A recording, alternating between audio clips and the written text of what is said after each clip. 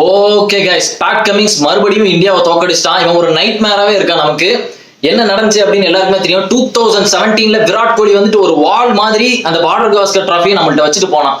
அதுக்கு ஒரு 8 இயர்ஸா நம்மள்ட்ட தான் இருக்கு. 8 வருஷமா இருந்து அது இன்னையோட முடிஞ்சிட்டு இந்த நியூ இயர்ல இந்த ஹேங் ஓவர்ல இருந்து எப்படி வெளியே வர போறோம் அப்படின்னு தெரியல. 2023 வேர்ல்ட் கப்ல தோத்ததுக்கு அப்புறம் அந்த ஹேங் ஓவர் அப்படியே ஒரு வாரம் இருந்துச்சு. அப்படியே அப்படி கிருன்னு இருந்துச்சு. என்னப்பா நடந்துச்சு இந்த வேர்ல்ட் கப்ல அப்படின்ற மாதிரி இருந்துச்சு. அதுக்கப்புறம் ஒரு 5 T20 வந்ததுக்கு அப்புறம் தான் நார்மல் ஆச்சு. அப்பாடா சூரியகுமார கேப்டனா போட்டு ஒரு 5 T20 நடத்துனாங்க. அப்ப கொஞ்சம் ரிலாக்ஸ் ஆயிட்டு அப்பாடா எல்லாம் ஓகே தான்ப்பா அப்படின்ற மாதிரி. இன்னும் ஒரு 15 நாள் கிட்ட இருக்கு இந்த T20 வரதுக்கு இங்கிலாண்டோட. அப்பதான் எல்லாரும் நார்மலாவும் நினைக்கிறேன். இப்பவே அந்த ஹேங் ஓவர் ஆரம்பிச்சுட்டு இந்த பார்டர் கவாஸ்கர்ல தோத்தது. நான் நேத்து எதுக்கு வீடியோ போட்டேனே தெரியல. எனக்கு ஏதோ ஒரு கான்பிடென்ட் இருந்துச்சு. நான் வீடியோ போடுறதாவே இல்லை நேத்து. எதுக்கோ தோணுச்சு எனக்கு ஏதோ இந்தியா வின் பண்ணிடுவாங்களோ. பும்ராவை பார்த்தோன்னே எனக்கு ஒரு கான்பிடன்ட் வந்துட்டு. பும்ரா வந்து படிக்கட்டுல ஓடுறான், எனக்கு தெரிஞ்சு பும்ரா வந்துருவானோ ஏதோ தோணுச்சு. பார்த்தா பும்ரா வரல. பவுலிங் போடவே அவன் வரவே இல்லை. நான் பும்ரா மேலதான் ரொம்ப கான்பிடண்டா வச்சிருக்கேன். பும்ரா இருப்பான், நம்மளை வந்து காப்பாத்தோம் அப்படின்னு நினைச்சேன். பார்த்தா பும்ரா இல்லை. இப்ப இதுல இருந்து என்ன தெரியுது? பும்ரா இல்லாட்டி ஒரு மயிரும் புடுங்க முடியாதுன்னு தெரியுது. காலங்காத்தாலே உஸ்மான் குவாஜா போயிட்டான் ட்ரெஸ்ஸிங் ரூம்ல. இந்தியன் ட்ரெஸ்ஸிங் ரூம்ல எட்டி பார்த்திருப்பான் பும்ரா இருக்கானா அப்படின்னு. பும்ரா இல்லையா, எட்ரா வண்டி அப்படின்னு கிளம்பிட்டான். அவனும் பும்ரா இருந்தது ஒரு பால் அடிச்சிருக்க மாட்டான் குவாஜாலாம். அது இந்த மாதிரி ஸ்டேட்லனா பும்ரா பயங்கரமா போடுவான். இந்த மாதிரி வின் பண்ணி ஆகணும் அப்படின்னு இருக்கிற கட்டாயத்தெல்லாம் பும்ரா வெறித்தனமா போடுவான். பும்ரா இல்ல, பிரசித் கிருஷ்ணாவையும் முகமது சிராஜையும் வச்சு போட்டுட்டு இருக்காங்க. முகமது சிராஜை பத்தி நம்ம ஏற்கனவே சொல்லிட்டோம். முகமது சிராஜ் வந்துட்டு ஒரு ஜோன்ல இருந்தா நல்லா போடுவான், இல்லாட்ட கிழிச்சிருவாங்க அப்படின்னு. நேத்து டே 2ல என்ன நடந்துச்சு? காலையில வந்தான், எதுவுமே பேசல, வம்புழுக்கல, ஸ்லெட்ச் பண்ணல, எதுவுமே இல்ல, போக்கஸ்டா வந்தான். சாம் கான்ஸ்டன்ஸை தூக்குனா, டிராவிஸ் ஹெட்டை தூக்குனா, டக்குன்னு தூக்குனா. இன்னைக்கு எப்படி போட்டான்னு பாருங்களேன். ஒரு பால் போட்டான், 4 அடிச்சா, உடனே இடுப்புல கை வச்சிட்டான். கன்சிஸ்டன்டா போட மேன், நல்லா தானே போட்டுட்டு இருக்க, அப்படியே போட வேண்டியது தானே. கன்சிஸ்டன்டா போட மாட்டேங்கிறாங்க. நம்மகிட்ட இந்த கன்சிஸ்டன்டா போடுற ஒரு பவுலர்ல முன்னாடி வந்து இந்த புவனேஸ்வர்லாம் இருப்பாங்க. புவனேஸ்வர், இஷாந்த் இவங்க எல்லாம் இருக்கும் போது கன்சிஸ்டன்டா விக்கெட் எடுப்பாங்க. இவன் அப்படி இல்லை. இவன் ஒரு நல்ல மூட்ல இருந்தா போடுறான், இல்லாட்ட இடுப்புல கை வச்சுட்டு என்னால முடியல அப்படின்னு உட்கார்ந்துடுறான். பிரசித் கிருஷ்ணா 3 விக்கெட் எடுத்திருக்காங்க. 4 விக்கெட் நம்ம எடுத்துட்டோம். பிரசித் கிருஷ்ணா 3 விக்கெட் எடுத்துருக்கான், சிராஜ் 1 விக்கெட் எடுத்திருக்காங்கன்னா அப்ப பும்ரா இருந்திருந்தா நம்ம எப்படி விளையாண்டுருப்போம்? ஒரு பிரஷர் போட்டிருக்கலாம். இதுல ஏதோ 400 ரன் டார்கெட் வச்சிருக்க மாதிரி ஒயிட்ல 4 போடுறானுங்க. பிரசித் கிருஷ்ணா 2 ஒயிட்ல 4 போடுறான். இந்தாங்கப்பா அப்படின்ற மாதிரி நோ பால் போடுறானுங்க, ஒயிட்ல 4 போடுறானுங்க, கொடுத்துக்கிட்டே இருக்கானுங்க ரன். பட் எதுவுமே சொல்ல முடியாது. 162 தான். அவனுக்கு ஈஸியா அடிச்சிட்டானுங்க. வந்தவன சாம் கான்ஸ்டன்ஸ் என்னதான் அவன்லாம் சரி விடு, அவன் நல்லா தான் விளையாண்டான், அவனை எதுவுமே சொல்ல முடியாது. 22 ரன்ஸோ என்னமோ தான் அடிச்சான். அதுவும் அசால்ட்டா விளையாண்டுட்டு போயிட்டான். வந்தான், அட்டாக் பண்ணிட்டு அவன் பாட்டி கிளம்பி போயிட்டே இருந்தான். வேற எதுவுமே இல்லை. பும்ராக்கும் கடுப்பு தான், எல்லாருக்குமே கடுப்பு தான். பும்ரா விளையாடாதது அவனுக்கு ஒரு தலைவலியா போயிட்டு. நம்ம இந்த ஸ்டார்டிங்ல இருந்து என்ன நினைச்சிட்டு இருந்தோம்? பும்ரா தான் காப்பாத்துறான். பும்ரா இல்லாட்டி என்ன நடக்க போகுது அப்படின்னு யோசிச்சுட்டு இருந்தோம். பார்த்தா உண்மையிலே பும்ரா இல்ல இந்த மேட்ச்ல. நான் மெல்போர்ன் டெஸ்ட் முடிஞ்சோடனே ஒரு ரீல்ஸ் பார்த்தேன். அதுல என்ன போட்டிருந்தேன்னா, ஒரு ஜோக்கான மாதிரி ஒரு மீம்ஸ் போட்டிருந்தான். ஒரு ஜோக் மீம் போட்டிருந்தான். என்னன்னா, பும்ரா வந்துட்டு இவ்வளவு ஓவர் போட்டிருக்கான், அப்படியே டயர்டாகி உட்கார்ந்துற மாதிரி இருந்ததா. Captain I am so tired அப்படின்ற மாதிரி ரோஹித் சர்மாட்ட சொல்ற மாதிரி ஒரு மீம் போட்டிருந்தாங்க. நானும் நினைச்சேன், ஐயோ இவ்வளவு ஓவர் போட்டிருக்கேன், இவனுக்கு ஏதோ பிரச்சனை வந்துட்டா என்ன ஆகுதுன்னு நினைச்சேன். பார்த்தா வந்துட்டு உண்மையிலே இவன் உண்மையிலே இப்ப ஓகே ஆவானா? எனக்கு தெரிஞ்சு எல்லாம் ஓகே தான் நினைக்கிறேன். அவனுக்கு பேக்ல ஏதோ ப்ராப்ளம் இருக்குன்னு நினைக்கிறேன், ஸ்பைன்ல. ஏன்னா இத்தனை ஓவர் போட்டா பேக்ல என்ன ஆறுது? 32 விக்கெட் எடுத்திருக்கான். மேன் ஆஃப் த டோர்னமெண்ட்டே அவன் தான். 32 விக்கெட் எடுத்திருக்கான். எனக்கு ஒரே ஒரு இது, எப்படியாவது இவன் சாம்பியன்ஸ் டிராஃபிக்கு வந்துடணும்பா. எனக்கு சாம்பியன்ஸ் டிராஃபில பும்ராவும் ஷமியும் 2 பேரும் சேர்ந்து பவுலிங் போடணும். ஒண்ணு அவன் வந்தா இவன் வர மாட்டாங்க, இவன் வந்தா அவன் வர மாட்டாங்க. இப்ப சாம்பியன்ஸ் டிராஃபில ஷமி வந்துட்டு பும்ரா வராட்டி கடுப்பு. 2 பேர் வரணும். பும்ரா அவங்களுக்கு அப்படி இல்லை கைஸ், அவங்களுக்கு எல்லாமே ஸ்ட்ராங்கா இருக்கானுங்க. பேட் கமிங்ஸ் இருக்கான், மிச்சல் ஸ்டார்க் இருக்கான், போலாண்ட் இருக்கான், அவன் இல்லாட்டி ஹேசல்வுட் இருக்கான். எவன் போட்டாலும் விக்கெட் எடுக்கான். நமக்கு அப்படி இல்லை. பும்ரா மட்டும்தான் பவுலிங் போடுறான். அப்படி இல்லையா? சிராஜுக்கு மூடு வரணும். அவருக்கு மூடு வந்து கிசால ஓசிபில கிசாவை போட்டு அடிச்சாதான் அவருக்கு மூடு வரும், இல்லாட்டா வரவே வராது. அவருக்கு ஏத்தி விடணும். அவர் கொஞ்சம் கன்சிஸ்டன்டா போட்டா அவன் நல்லா தான் போடுவான்.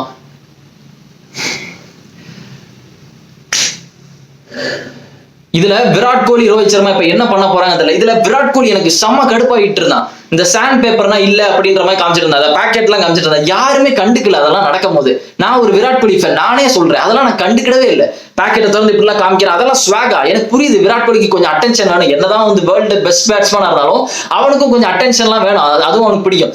சம்பந்தமே இல்லாம ஓப்பன் பண்ணி இன்னரை காமிச்சிட்டு பேக்கெட்ல இருந்து எடுத்து விட்டு என்கிட்ட சாண்ட் பேப்பர் இல்ல, என்கிட்ட டேம்பர்லாம் எதுவுமே பண்ணல அப்படின்லாம் காமிச்சிட்டு யாருமே கேட்கல, கிரௌடும் கவனிக்கல, எதுவுமே பண்ணல. கமெண்டேட்டர்ஸ் கூட அதெல்லாம் வந்து அவ்வளவு சீரியஸாவே எடுக்கல. தேவையில்லாம விராட் கோலி அதெல்லாம் பண்ணிட்டு இருக்கான். இப்படிலாம் பண்ணி தான் டீம்ல இருக்கணுமா? நான் கோலி மேல இருக்கிற கடுப்புல நான் எப்படி மறுபடியும் இவன்ட்ட போய் தோக்குறானுங்கன்னு தெரியல. கிட்டத்தட்ட எல்லா தடவையும் இவனுக்கு தான் அடிச்சுட்டு இருக்கானுங்க. டெஸ்ட் வேர்ல்ட் கப் ஃபைனல்ல இவனுக்கு தான் அடிச்சானுங்க. அதே டிராவல்ஸ் ஹெட் தான் இன்னைக்கு வந்து முடிச்சான். அவனும் வெப்ஸ்டர் வந்து முடிச்சாங்க. டெஸ்ட் வேர்ல்ட் கப் ஃபைனல்ல அடிச்சானுங்க. வேர்ல்ட் கப் ஃபைனல்ல நம்மள அடிச்சானுங்க. T20 வேர்ல்ட் கப்ல நல்ல வேளை பேட் கமிங்ஸ் கேப்டனா இல்ல, மிச்சல் மார்ஷ்ன்ற ஒரு வெங்கத்தலையனை கேப்டனா போட்டாங்க. அதனால நம்ம வந்து ஜெயிச்சிட்டோம் அப்படின்னு சொல்லக்கூடாது. நம்ம உண்மையிலே நல்லா விளையாண்டோம் அப்படிலாம் சொல்ல முடியாது. பேட் கமிங்ஸ் கேப்டனா போட்டிருந்தா நம்ம T20 அடிச்சிருப்போம். அவ்வளவு ஈஸியெல்லாம் எடுக்க முடியாது. ரோஹித் சர்மா நல்லா ஃபயரா தான் இருந்தான் அந்த டைம். சோ ஒரு இது ஜெயிச்சிட்டோம். இப்ப மறுபடியும் அவனுக்கு ஜெயிச்சிட்டாங்க. இது ஆனா உண்மையிலே பெரிய லாஸா இருக்கு கைஸ். 5 டெஸ்ட் மேட்ச் ஸ்டார்டிங்ல எவ்வளவு ஜாலியா இருந்த அந்த பெர்த்ல வந்து நம்ம வின் பண்ணும் போது அப்பாடா நம்ம தான் வந்து சீரீஸை வின் பண்ண போறோம் அப்படின்ற மாதிரி ஒரு கான்பிடென்ட் இருந்து, அதுக்கப்புறம் ஃபுல்லா டவுன் ஹில் தான், ஒரு டவுன்ஃபால் தான். அந்த மாசம் ஃபுல்லாவே பும்ரா ஆரம்பிக்குமா ஜாலியா இந்த பெர்த்ல ஐபிஎல் ஆக்ஷன் வந்துச்சு, எல்லாம் ஓகே, எல்லாம் பெர்ஃபெக்ட்டா இருக்குப்பா இந்தியன்ஸ்க்கு. ஐபிஎல் ஆக்ஷன் முடிஞ்சோடனே இந்தியா வேலையை காமிக்க ஆரம்பிச்சிட்டானுங்க. நாங்க போதுங்க எப்பா போதுங்க, நாங்க இனிமேல் விளையாடலங்க, ஐபிஎல் ஆட வேண்டியது இருக்கு, நீங்க பாட்டுக்கு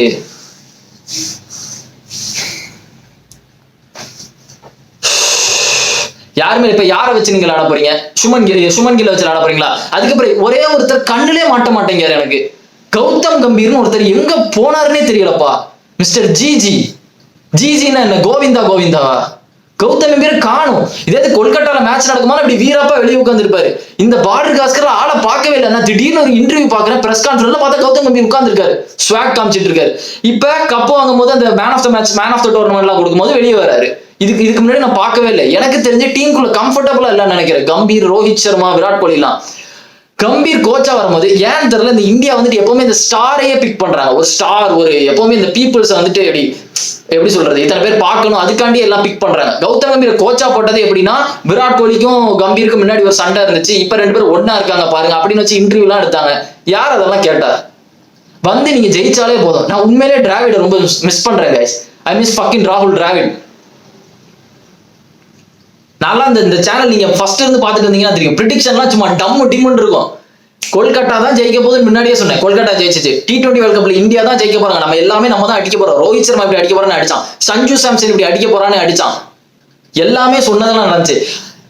இந்த மேட்ச் நான் எதுக்கோ கான்பிடென்டா இருந்தேன், எனக்கு ஏதோ இந்தியா ஜெயிச்சிருவாங்க, ரீடைன் பண்ணிடுவோம், எப்படியோ ரீடைன் பண்ணிடுவோம், அவனுக்கு வின் பண்ண மாட்டோம், நம்ம வந்து வின் பண்ணி டிரா பண்ணி ரீடைன் பண்ணிடுவோம் டிராஃபி அப்படின்னு நினைச்சேன். டிராஃபி நம்மள்ட்ட தான் இருக்க போகுது, ஸ்ட்ரீக் வேணா உடஞ்சிட்டு போகுது, பட் டிரா பண்ணி மேட்சை வந்து ஈவன் ஆக்கிடலாம் அப்படின்னு நினைச்சேன்.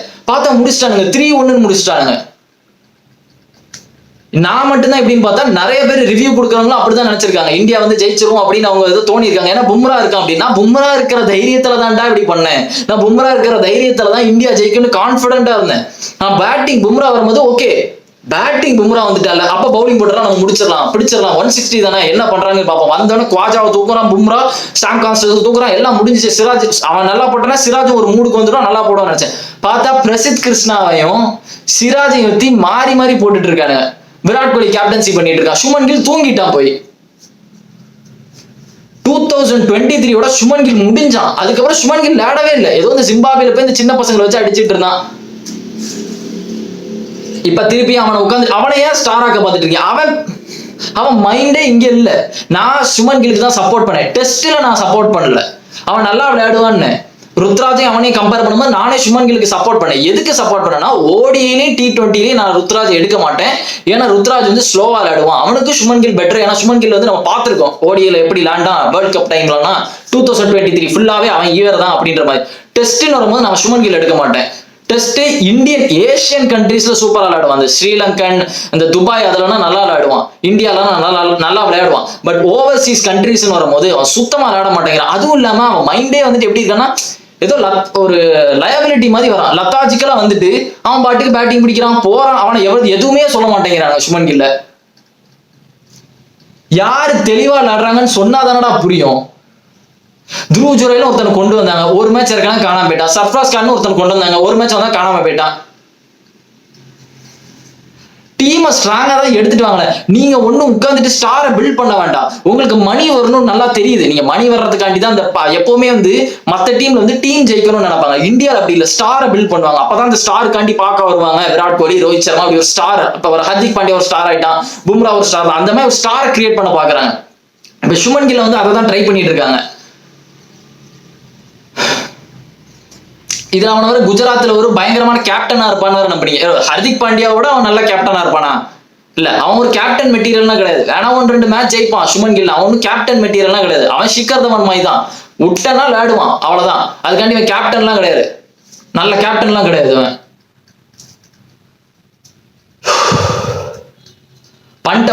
பண்ட குறை சொல்றாங்க உட்காந்து. பண்ட் அப்படி அடிக்கிறான், நாமளே கொஞ்சம் ஃப்ரஸ்ட்ரேட் ஆகும். பண்ட் வந்து சில மேட்ச் வந்து தேவையில்லாம ஓட்டமா கடுப்பா இருக்கும்.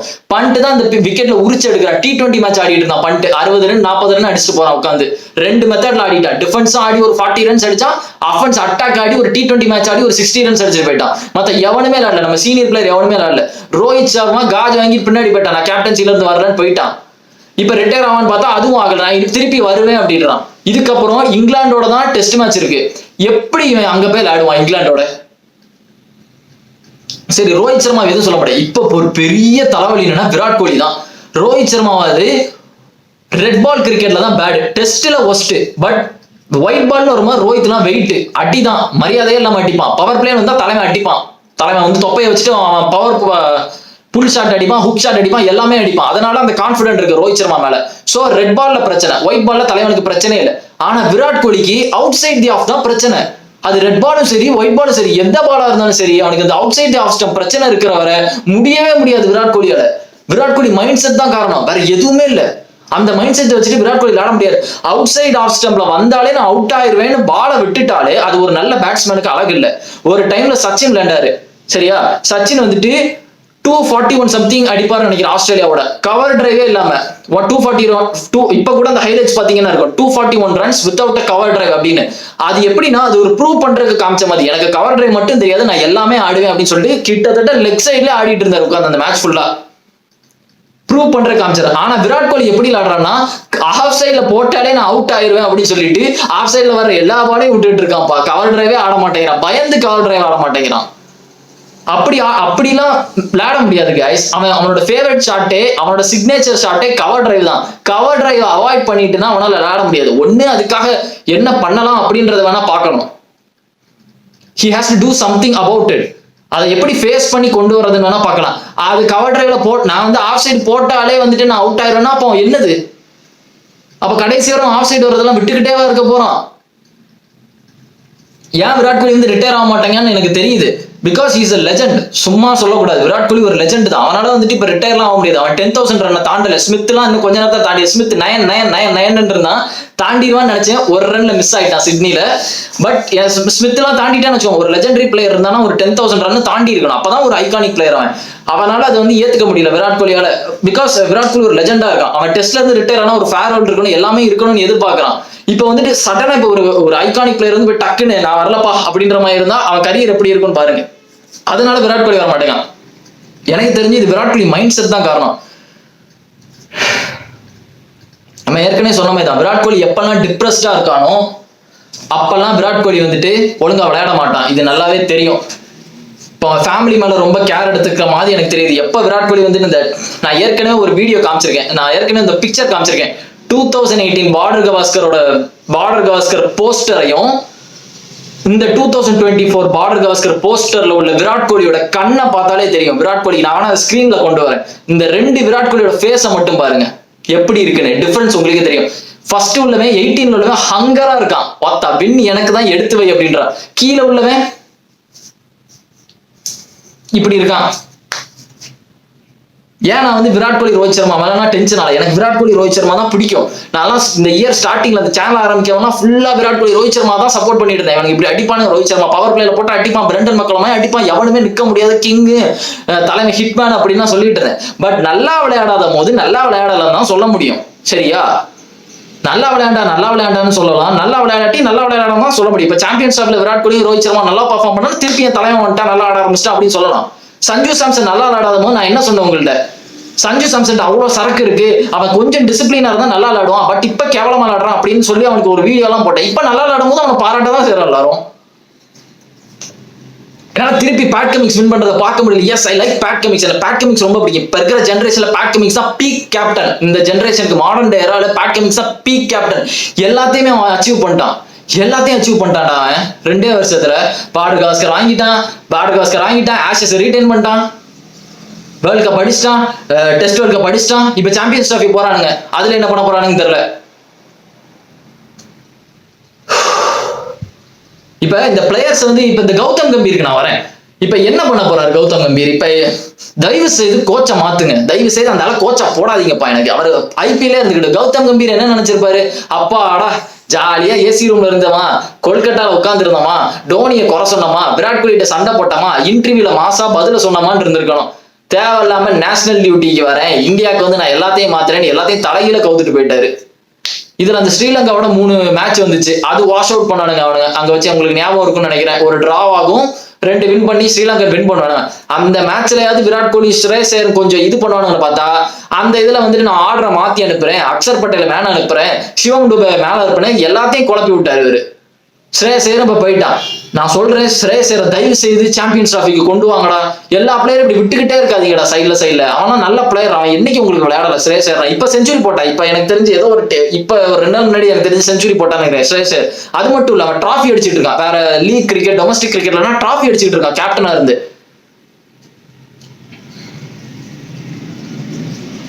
அவனை தயவு செய்து உள்ள எடுக்க. 2023 உள்ள அந்த வேர்ல்ட் கப் டீம் அப்படியே நீங்க எடுக்கலாம். ஜெயஸ்வாலையும் சுமன் கிலுக்கு பதிலாக ஜெயஸ்வாலையும் ரோஹித் சர்மா ஓபன் கொண்டு வாங்க. Left right Rohit Sharma, Jaiswal, 1 down Virat Kohli, 4th எவனையாவது போடுங்க, வேற வழி. 4th ஸ்ரேயஸ் ஐயர், கேஎல் ராகுல். அதே வேர்ல்ட் கப் நீங்க கொண்டு வரலாம். ஜடேஜாவை கொண்டு வாங்க, அக்ஷர் பட்டேல் வருவான், குல்தீப் யாதவ் வருவான், இவங்க எல்லாம் ட்ரெயின் பண்ணுங்க. எனக்கு இன்னொரு இது இருக்குன்னா, எதுக்கு ஹர்ஷ்தீப் சிங்கை வந்து டெஸ்ட்டுக்கு எடுக்க மாட்டேங்கிறாங்கன்னு தெரியல. ஹர்ஷ்தீப் சிங்னா எனக்கு தெரிஞ்ச ஒரு பக்கவான ஒரு டெஸ்ட் பவுலர் வருவான். அவன்கிட்ட அந்த சரக்கு இருக்கு கைஸ், அவன்கிட்ட அந்த சரக்கு இருக்கு ஹர்ஷ்தீப் சிங்கிட்ட. ஹர்ஷ்தீப் சிங்கை பார்த்தா உங்களுக்கு வெறும் T20 பவுலர் மாதிரியா இருக்கு. அவனை பார்த்தா எனக்கு ஒரு ஒயிட் பால், ஒரு ரெட் பால் கிரிக்கெட் பிளேயர் மாதிரி தான் இருக்குது. அவனை வந்து உள்ள எடுக்கலாமே, ஏன் எடுக்கக்கூடாது? அவனை வந்து T20ல தான் போடணும்னு ஏதாவது இருக்கா? சூரியகுமார் நான் எடுக்க மாட்டேன். சூரியகுமார் அடிக்கிற ஷாட்டுக்கு வந்து டெஸ்ட் எல்லாம் வேலைக்கு ஆகாது, நான் அதையும் சொல்லிட்டேன். அவனை வந்து T20ல வச்சுக்கோங்க. பட் ஹர்ஷ்தீப்லாம் எனக்கு தெரிஞ்சு கொண்டு வரலாம் உள்ள. எப்ப பார்த்தா அந்த ஸ்டாரே உருவாக்க பாக்குது. எனக்கு புரியுது, சிராஜ் வந்துட்டு மூட்ல தான் போடுவாங்க. இப்ப வேற பவுலர் வேணும் இல்ல, சிராஜை வச்சே நம்ம ஒப்பத்திட்டே இருக்க முடியுமா? எத்தனை வருஷத்துக்கு சிராஜை வச்சே ஓட்டிட்டு இருப்பீங்க? அவன் தான் 2 ஓவர் போட்டு முடியலன்னு உட்கார்ந்துடுறானே. ஏசியா கப்லாம் நமக்கு அந்த ஐகானிக் அந்த 6 விக்கெட்லாம் எடுத்திருக்கா. 50 ரன்னுக்கு ஆல் அவுட் ஆக்கணும், ஸ்ரீலங்காவுக்கு ஒரு நைட் மேர் மாதிரி ஆக்கணும். ஆனா இப்ப வந்து யாரை வச்சு போடுவீங்க? ஒரு ஆளை மாத்திக்கிட்டே இருக்கீங்க. ஒரு பிளேயரை வச்சுதான் ஓட்டிட்டு இருக்கீங்க. ஒரு பிளேயர் வச்சு ஓட்டுவீங்க. அப்படி இல்லாட்டி நம்ம யங் பாய்ஸ் எவனாவது ஒருத்தன் அடிச்சிடும். ஒன்னு ஜெயஸ்வால் அடிப்பான், இல்ல பண்ட் அடிப்பான், இல்ல நிதிஷ்குமார் ரெட்டி அடிப்பான். இப்படிதான் அந்த சீரிஸ் இருந்துச்சு. பேட்டிங்ல எவனாவது ஒருத்தன் காப்பாத்தி விட்டுறான். இப்ப அவனுக்கு ஒழுங்கா ரெட்டி என்ன ஆகும் நினைச்சு பாருங்க. ஒஸ்டா தோத்துருப்போம். அந்த பெரிய பெரிய லாஸா எதுல வந்துச்சுன்னா, அந்த ஹோம் டவுன்ல அடி வாங்கினதான். நம்ம இந்த நியூசிலாந்து அடி வாங்கினதான் எல்லாமே பெரிய ஒரு தப்பாயிட்டு. இப்ப சவுத் ஆப்பிரிக்கா போயிட்டானுங்க ஃபைனலுக்கு. இப்ப ஆஸ்திரேலியா வர்சஸ் சவுத் ஆப்பிரிக்கா போயிட்டாங்க ஃபைனலுக்கு. நம்ம கொஞ்சமாவது நினைச்சு பார்த்தோமா, அந்த நியூசிலாந்து சீரிஸ் வர்றதுக்கு முன்னாடி நம்ம கான்பிடண்டா இருந்தோம். மறுபடியும் ஆஸ்திரேலியாவுக்கும் இந்தியாவுக்கும் தான் நடக்க போகுது, இந்த வாட்டி ரிவெஞ்ச் கொடுக்கலாம் போன வாட்டி அடிச்சதுக்கு அப்படின்லாம் நினைச்சோம். பார்த்தோன்னா அண்ணன் பவுமா நைஸா தூக்கிட்டு போயிட்டான் தலைமை, கண்ணுக்கே தெரியாம. இப்ப பாகிஸ்தான் மேட்ச் பார்த்துட்டு இருக்கீங்களா? இப்ப போயிட்டு இருக்கு, 3rd டே முடிஞ்சிட்டுன்னு நினைக்கிறேன். பாகிஸ்தான் வர்சஸ் சவுத் ஆப்பிரிக்கா போயிட்டு இருக்கு. பவுமா மறுபடியும் ஒரு செஞ்சுரி போட்டான், சரியான கம்பேக். 2 செஞ்சுரி போட்டான், 2 செஞ்சுரி 2 50 போட்டான் பவுமா. ரயன் ட்ரிங்கிள்டன் 259 ரன்ஸ் அடிச்சிருக்கான், 615 ரன்ஸ் வச்சிருக்கானுங்க லீடு. விரான் ஒரு செஞ்சுரி, கிட்டத்தட்ட 3 பேர் செஞ்சுரி போட்டாங்க. ஒரு 250 பிளஸ் ஒரு 100, இன்னொரு 100. Ryan Rickelton 259 அடிச்சிருக்கான். பவுமா ஒரு செஞ்சுரி, ரயன் ஒரு செஞ்சுரி. இப்ப பாகிஸ்தானும் நல்லா விளையாடுறாங்க, நல்லா விளையாண்டு ஃபாலோ ஆன் கொடுத்துட்டாங்க. பாகிஸ்தான் நல்லா விளையாண்டுருக்காங்க. அவங்க எதிரே மசூத் ஒரு செஞ்சுரி போட்டான். பாபர் அசாம் ஃபார்முக்கு வந்துட்டான். பாபர் அசாம் ஓரளவு டீசென்டான ஃபார்முக்கு வந்துட்டான். நம்ம தான் டிங்கி பிங்கின்னு இருக்கோம் ரெட் பால்ல. இப்ப இன்னும் கொஞ்ச நாள் எல்லாம் மறந்துடுவாங்க. ஐபிஎல் வரும்ல, எல்லாம் மறந்துடுவாங்க. ஐபிஎல் முடிஞ்சாலும் திருப்பி டெஸ்ட் வரும், அப்ப தலைப்பாடா அடிச்சுக்கிடுவாங்க, யார் எடுக்க போறாங்க அப்படின்னு. முதல்ல இந்த கோச்சை மாத்துங்க, இவரை தூக்கி வெளியே உட்கார வைங்க, கடுப்பு ஏத்தாதீங்க. அவர் இந்த கௌதம் கம்பீரை தூக்கி சும்மா எல்லாத்துக்கும் ஸ்டட்டு மாதிரி பதில் சொல்றது மட்டும் இல்ல, அதுக்கேற்ற மாதிரி ரெஸ்பான்சிபிலிட்டி எடுக்கணும்.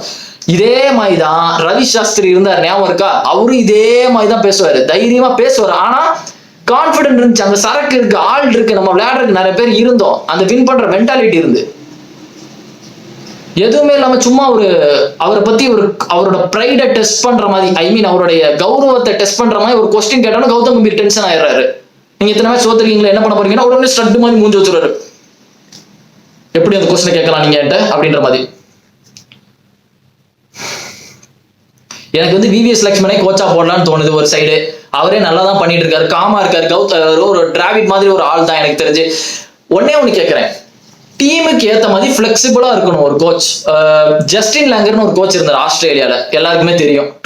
இந்த ஸ்டாண்ட் பேப்பர்ல மாட்டினதுக்கு அப்புறம் அவர் தான் கோச்சா இருந்தார். இந்த 19 சம்திங் நம்மளோட பார்டர் கவாஸ்கர் 2018 நடந்தோம், அவர் தான் கோச்சா இருந்தார்.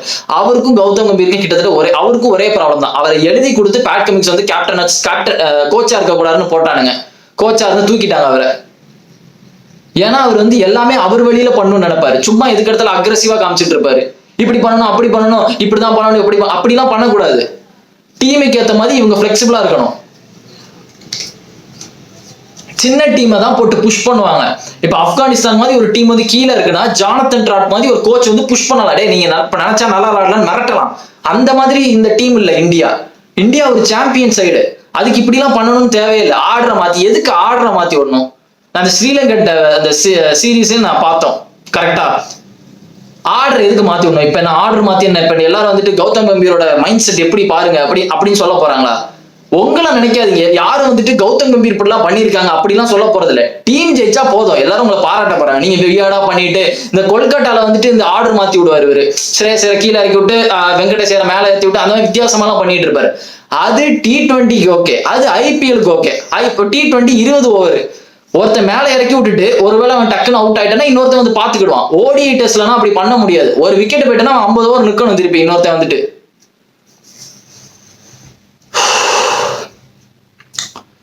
இப்ப 5 T20 வருது இங்கிலாண்டோட, 3 ODI வருது, அதுக்கப்புறம் உடனே சாம்பியன்ஸ் ட்ராஃபி வருது. இந்த Virat Kohli out side the of stump problem எப்படி நிப்பாட்ட போறான்னு தெரியல. முன்னாடி வந்துட்டு இதே மாதிரி 2014ல வந்து ப்ராப்ளம் இருக்கும்போது சச்சின் வந்து கேட்டதான் அவன் சொன்னான், என்ன பண்றதுன்னு தெரியல அப்படின்னும் போது ஏதோ கேட்டதுக்கு அப்புறம் சச்சின் வந்து ஐடியா கொடுத்ததை சொன்னா. அதுக்கப்புறம் ஆஸ்திரேலியன் சீரீஸ்ல வந்து 4 செஞ்சுரி அடிச்சான். மிச்சல் ஜான்சன் டம்முன்னு அடிச்சுட்டு இருந்தான். அதே மாதிரி அவன் வந்துட்டு ஐடியா கேட்கணும். நான் ஒண்ணு கவனிச்சதுன்னா சச்சின்னா தன்னோட கரியர் எண்டிங் வர கொஞ்சம் டொமஸ்டிக் கிரிக்கெட்லாம் விளையாடுவாரு. நம்ம விராட் கோலிலாம் அப்படி விளையாடவே இல்லையே. விராட் கோலி, ரோஹித் சர்மாலாம் நம்ம பிளேயர்ஸ் வந்து ஸ்டார் பிளேயர் ஆயிட்டாங்க, அதனால விளையாட மாட்டாங்க. டொமஸ்டிக் கிரிக்கெட் விளையாண்டாதான் சில பேசிக்கான இதெல்லாம் நமக்கு தெரியும். நமக்கு எந்த வீக்னஸ் இருக்குன்னா அதுல வந்து நம்ம யூஸ் பண்ணிக்கலாம். ஓகே, அந்த அவுட் சைட் ஆஃப் ஸ்டம்ப் வரலையா, நம்ம டொமஸ்டிக் கிரிக்கெட் போய் விளையாடலாம். விளையாண்டு அதுல பாத்துட்டோம்னா இன்டர்நேஷனல் வந்து நம்ம புரட்டி எடுத்துடலாம். Bad Cummins, Mitchell Stark. நம்ம அப்படி இல்லை, நம்ம எவனுமே ஃபேஸ் பண்ணவே இல்லை. நம்ம டைரக்டா ஸ்டார்க்குள்ள வரும். அப்ப அவன் தூக்கிட்டே இருப்பான். நம்ம டைரக்டா போலாண்டுக்கு வந்தா போலாண்ட் தூக்கிட்டே இருப்பான். அதே இடத்துல பால் போட்டுட்டே இருக்கான். சின்ன பசங்களை மாதிரி விராட் கோலி தூக்குறானுங்க. அவனுக்கு அந்த இடத்துல பால் போட்டு அவுட் ஆயிடுவான் பண்ணு எல்லாரும் நிக்கிறானுங்க பின்னாடி ஸ்லிப்ல.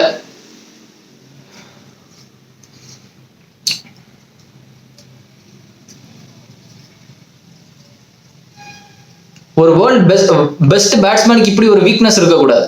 He has to over come. அதை வந்து ஃபியர் பண்ணக்கூடாது. நான் அதான் சொல்லுவேன், அடிச்சு விளையாடட்டும். பிரெண்டன் மெக்கலம் இதான் சொல்லுவாரு, சச்சின் இதான் சொல்லுவாரு. அந்த இடத்துல வீக்னஸ் இருக்கா, அட்டாக் பண்ண ஆரம்பி, பவுலர் பயப்படுவான்னு. நான் ஆஃப் சைட்ல கவர் டிரைவ் மட்டும் தான் இருக்கா, இல்ல வேற ஷாட்டே இல்லையா, ஸ்கொயர் கிட் இருக்கு, வேற என்ன ஷாட்டை வேணாலும் அடிக்கிறாங்க. 2 ஷாட் அடிச்சா அவங்க பயந்துருவானுங்க. அதுக்கு பிறகு கொஞ்சம் காம் ஆனதுக்கு அப்புறம் ஆடலாம். ஆனா அந்த ஆஃப் சைடு வந்தாலே விராட் கோலி மைண்ட் செட்டே எப்படி ஆயிட்டுனா, ஐயோ அங்க போட்டா நம்ம அவுட் அப்படி பார்க்க ஆரம்பிச்சிட்டான். அவனே டென்ஷன் ஆறான். லாஸ்ட் மேட்ச் நீங்க பாத்துருப்பீங்க, அவுட் ஆகி டென்ஷன் ஆயிட்டு இருக்கான். உட்காந்து பார்க்கவே ஒரு மாதிரி இருக்கு. ஆனா ஒரு டைம்ல நான் வந்துட்டு ஒரு 2023 நான் வந்து எப்படி யோசிச்சேன்னா, சச்சின் விராட் கோலி கிட்ட கூட யாரும் வர முடியாது அப்படின்ற மாதிரி இருந்தேன். பட் இப்பதான் புரியுது சச்சின் அப்படின்னு. சச்சின் அப்படின்னு இப்பதான் புரியுது. அது சச்சின் வந்து எந்த எட்ஜ் வர போயிருக்காரு அப்படின்னு. ரெக்கார்ட் பேஸ்ல நான் சொல்றேன், ரெக்கார்ட் பேஸ்ல அதுக்கு வந்து நிறைய சாக்ரிஃபைஸ் பண்ணணும்னு தெரியுது. இப்பதான் சச்சின் வந்து எத்தனை டெஸ்ட் மேட்ச் விளையாடிருக்காரு, எத்தனை செஞ்சுரி அடிச்சிருக்காரு, அதுக்கு வந்து இவ்வளவு சாக்ரிஃபைஸ் பண்ணணும்னு எனக்கு இப்பதான் தெரியுது. கோலி வந்து இப்ப வந்துட்டு இந்த லைஃபா கிரிக்கெட்டா அப்படின்ற ஒரு ஸ்ட்ரகிள்ல இருக்கான். கோலிக்குள்ள இருந்து அந்த குட்டி கிரிக்கெட் வந்து கொஞ்சம் கொஞ்சமா வெளியே வர்ற மாதிரி இருக்கு. 2014ல இந்த ஜிம்மி ஆண்டர்சன் ஆரம்பிச்சது, ஜிம்மி ஆண்டர்சன் அந்த விதை போட்டது, out side the of stump போட்டா அவுட் ஆயிடுவான்னு வச்சு விளையாண்டா இருப்பா ஜிம்மி ஆண்டர்சன். விராட் கோலி, நீ என்னடா பெரிய பேட்ஸ்மேனு, நீ அடிச்சுட்டு சீனை போட்டுடா, நீ இங்க வந்து சீன் போடு, இங்க இங்கிலாந்துல வந்து போட்டு தூக்கி விராட் கோலி டிப்ரெஷனுக்கே அனுப்பிட்டாரு. அதுக்கப்புறம் தான் விராட் கோலி கம்பேக்கே கொடுத்தான் ஆஸ்திரேலியாவோட. அந்த அளவு ஜிம்மி ஆண்டர்சன் பண்ணிட்டாரு. நான் அந்த ப்ராப்ளம் வந்து இந்த வருஷம் ஸ்டார்டிங் டெஸ்ட் மேட்ச்ல இருக்க போது அப்படின்னு நினைச்சேன். இந்த வருஷம் இல்ல, போன வருஷம் நடந்துச்சு 5 டெஸ்ட் இங்கிலாந்துக்கும் இந்தியாவில் வச்சு ஜிம்மி ஆண்டர்சன் விராட் கோலிக்கும் அந்த சேலஞ்ச் இருக்க போது அப்படின்னு நினைச்சேன். காம்படிஷன் இருக்கும் அப்படின்னு பார்த்தோன்னா விராட் கோலி வரவே இல்லை. ஜிம்மி ஆண்டர்சன் ரிட்டையர் ஆயிட்டாரு, எல்லாருமே ரிட்டையர் ஆயிட்டாங்க. இப்ப நான் ஒன்னே தான் சொல்றேன், கோச்சை தயவு செய்து மாத்துங்க. அந்த ஆளை தயவு செய்து மாத்துங்க, சரியா? அந்த ஆள் IPL இருக்கட்டும், உட்காந்து தோனியை குறை சொல்லட்டும், கோலியோட சண்டை போடட்டும், என்ன வேணாலும் போடட்டும், IPL இருக்கட்டும், அதுதான் ஒரு கரெக்டான இடம். இப்பவே மாத்திருங்க, வெயிட் பண்ணாதீங்க. இந்த சாம்பியன்ஸ் ட்ராஃபி முடிஞ்சதுக்கு அப்புறம் பார்ப்போம், அதெல்லாம் பார்க்க வேண்டாம். நீங்க இப்பவே மாத்திருங்க. 5 T20 இருக்கு, 3 ODI இருக்கு, சாம்பியன்ஸ் ட்ராஃபி இருக்கு. இப்பவே இந்த ஒரு 10 நாள் இருக்கு, அந்த டைம்லயே மாத்திருங்க கோச்ச. லக்ஷ்மணை போட்டு பாருங்க, விவிஎஸ் லக்ஷ்மணை போட்டு பாருங்க, இல்ல வேற ஏதாவது ஆள் இருக்குன்னா போடுங்க. அதுக்கப்புறம் நல்லா விளையாடுற பிளேயர் எல்லாம் சில பிளேயர்ஸ் வந்து டெஸ்ட்டுக்குன்னே செஞ்ச மாதிரி இருப்பானுங்க, அவனுங்கெல்லாம் கொஞ்சம் போட்டு பார்க்கலாம். ஹர்ஷ்தீப் சிங் எல்லாம் கொஞ்சம் போட்டு பார்க்கலாம் டெஸ்ட்டுக்கு. ஏன் அவனை T20லயே வச்சிருக்கீங்க? அவனுக்கு கொஞ்சம் டெஸ்ட்டுக்கு டியூன் பண்ணலாமே. அவனை பார்க்கும்போது எனக்கு தெரிஞ்ச ஒரு நல்ல டெஸ்ட் பவுலர் வருவான்னு தான் தோணுது. நிறைய பிளேயர்ஸ் இருக்காங்க கைஸ் நம்மள்ட்ட, இவனுங்க தான் யூஸ் பண்ண மாட்டேங்கிறானுங்க. சும்மா எல்லாரையும் பதுக்கி வச்சுக்கிட்டு இருக்கானுங்க. ஓட்டுன தேய்ச்சிட்டு இருப்பானுங்க உட்காந்து, நாங்க இவங்களே சூம்ப போறோம் இத்தனை வருஷமா அப்படின்னு. ஸ்டாரை உருவாக்குறாங்க. ஸ்டாரை எதுக்கு? உங்க ஸ்டேடியம்ல ஆள் வந்து எல்லாரும் பார்த்துக்கிட்டே இருக்கணுமா?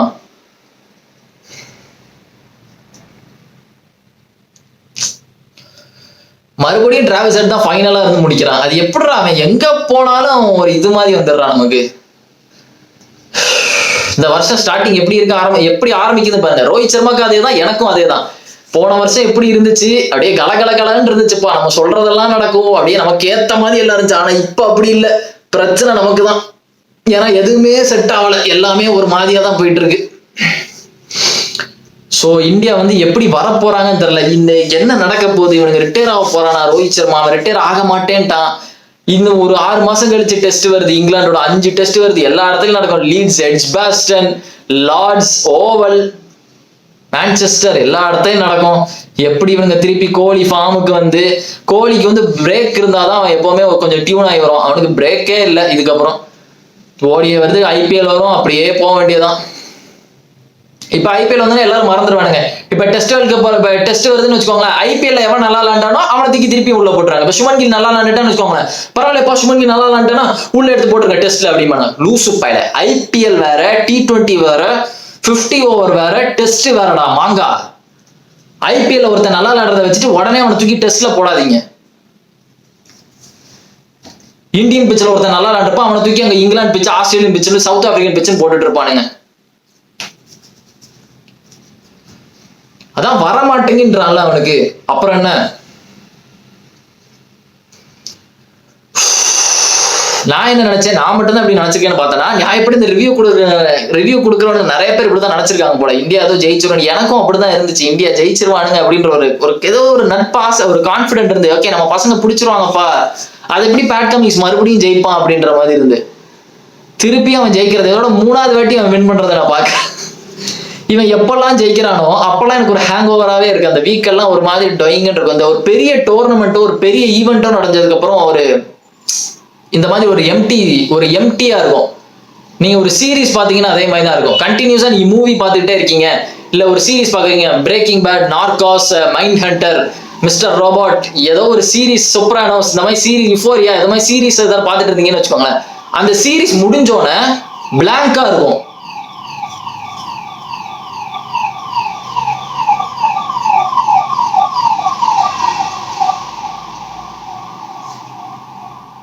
நானும் பிசிசிஐ தான் வந்துட்டாங்கன்னு நினைச்சேன், வரல. அவனுங்க இல்ல, வேற யாரோ. பிசிசிஐ தான். நான் வந்துட்டு வீடியோ ரெக்கார்ட் பண்ணிட்டு இருக்கா சார், பிடிச்சிட்டு போங்க சார், ஓவரா பேசுறேன் அப்படின்னு தூக்கிடுவானுங்க நினைச்சேன். இல்ல, வேற யாருக்கோ கௌதம் கம்பீருக்கு போகுதுன்னு நினைக்கிறேன் வண்டி. ஸோ அப்படிதான் இந்த ஒரு சீரீஸ் பார்த்து முடிச்சோன்னு ஒரு ஃபீல் வரும் தெரியுமா, இப்ப என்னடா பண்ண போறோம் அப்படின்ற மாதிரி. அதான் இருக்கு. இப்ப அடுத்த T20 வரதுக்கு ஒரு 5 எப்ப ஒரு 10 நாள் இருக்கு. என்ன 10-15 நாள் இருக்கு. என்ன ஆக போகுதுன்னு தெரியல. நான் வந்து T20 லைவ் போடுறதா சொல்லியிருந்தேன். அவன் லைவ் தான் நான் போடலான்னு இருக்கேன். T20 டக்குன்னு லைவ் போடலாம், ஜாலியா மேட்ச் பார்த்துட்டு உங்கள்ட்ட பேசலாம் அப்படின்னு இருக்கேன். நம்ம பசங்க நல்லா விளையாடுவானுங்க. சஞ்சு சாம்சன், ஹர்திக் பாண்டியா, சூரியகுமார்லாம் இருக்காங்க, வேற லெவல்ல விளையாடுவானுங்க. இந்தியாவில் இங்கிலாந்து ஒரு நல்ல டீம் தான், சின்ன டீம் கிடையாது. ஸோ கொஞ்சம் இன்ட்ரெஸ்டிங்கா இருக்கும் இங்கிலாண்டோட வரும்போது. என்ன நடக்குன்னு பார்ப்போம். ஆஸ்திரேலியாவோட முடிஞ்சிச்சு. ஆஸ்திரேலியா அவனுக்கு நல்லா தூங்குவான், பேட் கமிங்ஸினி நல்லா தூங்குவான். நம்ம இனிமேல் உட்காந்துட்டு விராட் கோலி நல்லா ஹாப்பியா வந்து அவனோட ஃபேமிலியில உட்காந்து நல்லா சாப்பிட்டுட்டு ஆஸ்திரேலியாவில் டூர் போயிட்டு, இங்கிலாந்து இருக்கிற வீட்டுல நல்லா டூர் போயிட்டு அப்படி அலைஞ்சிட்டு இருப்பான். சர்மாவோட, ரோஹித் சர்மாவும் அதே தான், ரித்திகாவோட அலைஞ்சிட்டு ஜாலியா நல்லா வடாப்பா சாப்பிட்டோமா அப்படின்னு கிளம்பிட்டு இருக்கலாம். கௌதம் கம்பீர் ஒரு செவத்தை பார்த்து முறைச்சிக்கிட்டே இருப்பாங்க. நம்ம உட்காந்துட்டு மேட்சை பார்த்துட்டு ஹேங் ஓவர்ல அப்படியே உட்காந்துருப்போம், என்னப்பா இப்படி ஆயிடுச்சு அப்படின்னு. இதுதான் இந்த ஃபேன்ஸோட நிலைமை. எனக்கு இந்த சிட்னி ஃபேன்ஸ்லாம் சீன் போடும் போது எனக்கு அப்படியே மனசுக்குள்ள ஒரு மாதிரி நோண்டிக்கிட்டே இருந்தேன். அப்படியே ஜோ என்ஜாய் பண்றாங்க. மெல்போர்ன்லாம் எவ்வளவு கிரௌடு கைஸ். மெல்போர்ன்ல 4th டெஸ்ட் எவ்வளவு கிரௌடு, 70,000 எவ்வளவோ இருக்கானுங்க மெல்போர்ன் கிரௌடு. அப்படியே ஸ்டேடியம் நிறைஞ்சிருக்கு டெஸ்ட் மேட்சுக்கு. அவனுக்கு முன்னாடி தோத்துட்டோம். நியாயப்படி இந்த டெஸ்ட் மேட்ச் உரிச்சு பார்த்தா விராட் கோலி வந்து எல்லாத்தையும் வம்பெடுத்துட்டு இருக்கிற மாதிரி தான் இருக்கு. விராட் கோலி கத்துறதும் சரி, எல்லாமே இருக்கு. சிராஜ் உங்களுக்கு எல்லாமே சரி, வின் பண்ணா பரவாயில்ல, எல்லாமே தோத்துட்டே இருக்கும். ஒரு காம்படிஷன் இருந்து நம்ம ஒரு 2 மேட்ச் வின் பண்ணிட்டு அவனுக்கு 3-2 அப்படின்னு நம்ம தோத்துருந்தா கூட பரவாயில்ல. ஃபர்ஸ்ட் மேட்ச் ஜெயிச்சுட்டு அதுக்கப்புறம் ஃபுல்லா ஸ்விங்னு போயிட்டு, இதுக்கு ப்ராப்ளமே நம்ம சீனியர் பிளேயர்ன்ற போது எதுவுமே சொல்ல முடியாது. கௌதம் கம்பீர் வந்துட்டு 2007 அடிச்ச 2007 T20 வேர்ல்ட் கப் ஃபைனல் அடிச்ச நாக்கும் 2011 வேர்ல்ட் கப் ஃபைனல் அடிச்ச நாக்கும் பார்த்த வேண்டாம். நானே கௌதம் கம்பீரை பத்தி குறை சொல்ல வேண்டியதா இருக்கு. ஆனா குறை சொல்லிதான் ஆகணும். நல்லா பண்ணாட்டி நல்லா பண்ணலாம் தான் சொல்ல முடியும். ரோஹித் சர்மா மட்டும் என்ன நல்லாவா பண்ணிட்டு இருக்கான்? ரோஹித் சர்மா நல்லா விளையாண்டாம். கோலி ஃபேன் தான் நானும். ரோஹித் சர்மாவும் எனக்கு பிடிக்கும். கோலி நல்லா விளையாண்டாம். ஃபோக்கஸ்டா இல்லாட்டி ஃபோக்கஸ்டா இல்லைன்னு தான் சொல்லுவேன். இன்னைக்கு அவன் பண்ணதுன்னா அட்டென்ஷனுக்காக தான் பண்ணான் அவன். 100% நான் சொல்லுவேன். இந்த பாக்கெட் எடுத்து காமிச்சதெல்லாம் அதெல்லாம் வந்துட்டு சும்மா காமிக்கிறது. அப்பதானே பேசுவாங்க 4 பேர். விராட் கோலி அப்பதானே டீமுக்குள்ள வச்சிருப்பாங்க. விராட் கோலி வச்சிருங்க, he is a legend of the game. Talk போகும் இல்ல, விராட் கோலி இப்படி காமிச்சான் அப்படி இப்படின்னு. He knows his thing guys. கோலி சும்மாலாம் பண்ணல, தெரிஞ்சுதான் பண்றான். எல்லாரும் அப்பதான் பாப்பாங்க அப்படின்னு அவனுக்கு நல்லா தெரியுது. இந்த யாரு கானர் மெக்ரெகர் அதே மாதிரி தான் பண்ணிட்டு இருப்பான். இப்ப கானர் மெக்ரெகர் யாரும் கண்டுக்கிறதே இல்லை. வேணும்னே ஏதாவது ஒரு அட்டென்ஷன் கிரியேட் பண்ணிட்டே இருப்பான். சோ பாப்போம். சவுத் ஆப்பிரிக்கா டெஸ்ட் மேட்ச் போய் பாருங்க. சவுத் ஆப்பிரிக்கா பாகிஸ்தான் சமயம் போகுது. அவனுக்கு நல்லா விளையாண்டுருக்காங்க. நியூசிலாந்து வர்சஸ் ஸ்ரீலங்கா போயிட்டு இருக்கு. நல்லா இருக்கு. அதுவும் அவனுக்கு தான் நல்லா இருக்கு. இப்ப நமக்கு வந்து அடுத்தது வந்துட்டு இங்கிலாண்டோட T20 சீரிஸ் வருது. எனக்கு கொஞ்ச நேரம் ரெஸ்ட் வேணும். இந்த பார்டர் கவாஸ்கர் டிராஃபில இருந்து எனக்கு ரொம்ப எக்ஸாஸ்டா இருக்கு இந்த டிராஃபி. இந்த எனக்கு பத்தி பேசி கிட்டத்தட்ட தோக்கிறத பத்தியே பேசி மைண்டே ஒரு மாதிரி ஆயிட்டு லாஸாவே போயிட்டு இருக்கு. T20 வரும்போது ஜாலியாயிருவோம். நமக்கு என்ன நடக்க போதும் தெரியும். T20 எப்படிலாம் நான் கவலைப்பட மாட்டேன். இந்தியா தோத்தாலும் நான் கவலைப்பட மாட்டேன். ஏன்னா அது ஜாலியா இருக்கும் T20 அது. பட் இது வந்துட்டு ஒரு ஒன் சைட் கேம் மாதிரி ஆயிட்டு கடைசி ஸ்டார்டிங்ல விக்டரி ஆகிட்டு அப்படியே கீழே அப்படியே போயிட்டு. ஸோ எனக்கு கொஞ்சம் ரெஸ்ட் வேணும் கொஞ்சம் நாளைக்கு. வரும்போது பீக் ஃபார்ம்ல வரும் அதான். ஸோ இப்போதைக்கு இந்த ஹேங் ஓவர்லாம் முடியறதுக்கு ஒரு வாரம் ஆகும். அப்படியே எம்டியா இருக்கும். நம்மளை போட்டு தர்மாடி அடிச்சிருக்காங்க ஆஸ்திரேலியா. ஸோ அதெல்லாம் முடியட்டும். நீங்க வந்துட்டு சேனலை பார்த்துருப்பீங்க. சப்ஸ்கிரைப் பண்ணுங்க. சேனல் வீடியோக்கு லைக் போடுங்க. இன்னும் பயங்கரமானதெல்லாம் வரும். லைவ் போடுவேன். இங்கிலாண்டோட அந்த 5 T20ல ஏதாவது ஒரு தடவை நான் லைவ் போடுறதா இருக்கிறேன். ஸோ அதுல என்ன பண்றாங்க பாப்பா, எந்த ஸ்குவாட் எடுக்கிறாங்க அதை பத்தி ஒரு ப்ரிவியூவும் நான் போடுறேன். பட் கொஞ்ச நாள் ஒரு ரெஸ்ட் வேணும்பா நமக்கு. Okay guys, see you in the video and remember it, always be a top chef.